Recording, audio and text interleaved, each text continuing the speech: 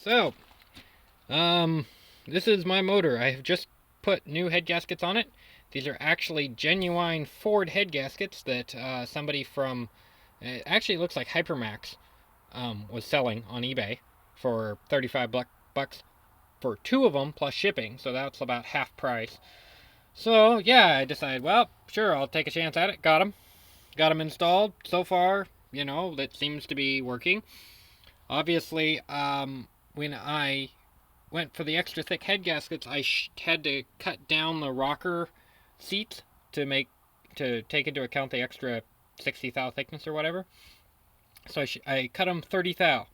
Well, obviously now I have to add 30 thou. Well, when I was putting the engine together, I didn't have 30 thou shims, so I just put 60 thou approximate just washers, 3/8 washers on each of them, and they still seem tight, but it was taking up pretty much all of the slop of the lifter, which I don't think is a bad thing.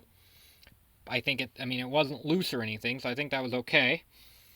Now, as you can see, I have my big old Borg-Warner turbo, the S360/256 hybrid, hooked up to my Banks Sidewinder setup here.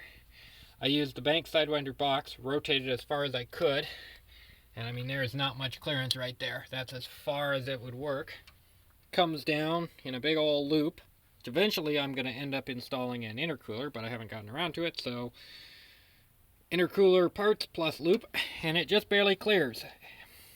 And then, of course, I've just got a cheapy K&N knockoff filter here, very well oiled, so that should take care of a lot of any dust. And that's pretty much it.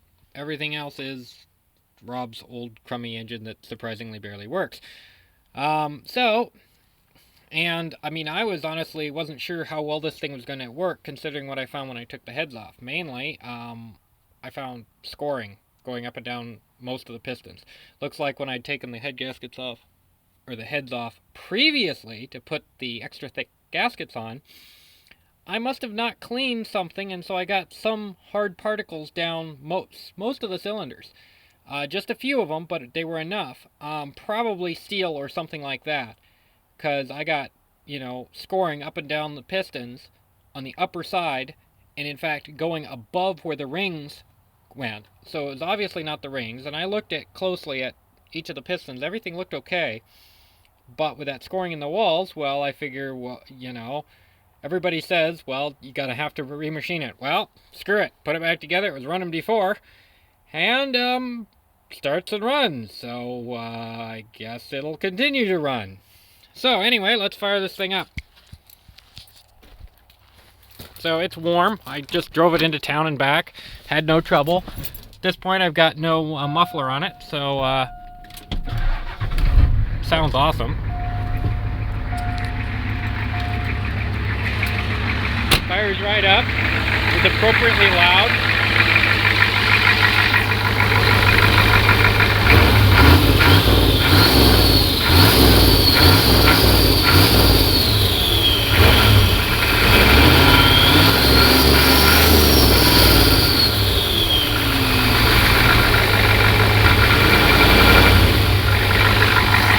It's also surprisingly smooth. Not really a lot of rattling and shaking going on.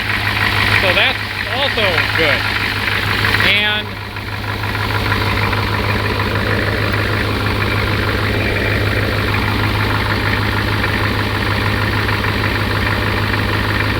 doesn't look like any bubbles either. So it looks like the head gasket fixed it.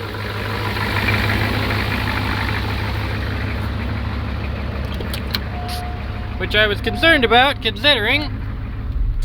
And hopefully I'll be able to post those pictures as well, but when I pulled the right side head off, so the left side head had been already replaced with a junker that I found out back, and that surprisingly wasn't just fine. On the right side, however, that was the one I had rebuilt, and I found a crack between the intake and exhaust valves on like cylinders, well, that would be 2 and 4. which is pretty concerning. I wasn't sure if it was, but I mean, you know, everything else was fine, and so I figured, well, I don't really have a good head to throw on it, so put it back together and hope for the best.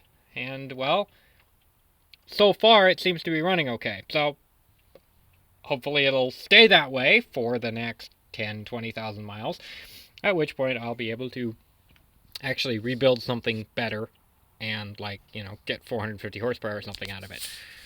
But in the meantime, so far it runs and drives. So, there we go.